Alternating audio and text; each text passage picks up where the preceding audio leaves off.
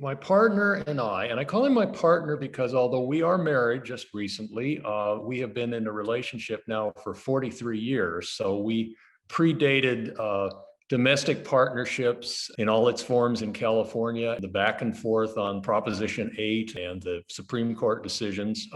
It's difficult for me sometimes to adjust to the fact that so much progress has been made both legally and in terms of community acceptance. We met 43 years ago in Los Angeles at a consciousness raising thing put on by the Advocate magazine that was roughly based on EST. It was called the Advocate Experience, and we met there. It was very uplifting. I think we were on a high for at least a year following that. It was immensely valuable to people who were trying to negotiate how to deal with themselves and the community at large. We lived for about 20 some years in Southern California and Orange County.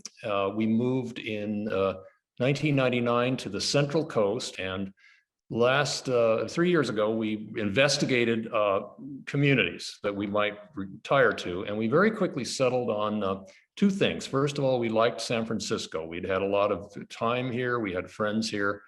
And we love the community. We love the transportation, which as you get older, you don't want to drive your car, especially in San Francisco, but almost anywhere. We also investigated a community that was exclusively marketed to gay people. And it was nice. It wasn't in San Francisco, which was the biggest problem. But I'm very glad that we decided on a community that is extremely welcoming, but is diverse. We meet all kinds of people, but the community has been just unusually welcoming in making sure that people are not isolated, that there's all kinds of introductions to people. People are uniformly friendly. As we have been a little bit forthright in who we are, the response has been almost overwhelmingly positive with very few exceptions, both in our families and in the communities we've lived in. And I can tell you, it's a lot different than it was 43 years ago. I also wanted to thank some of the people who have been,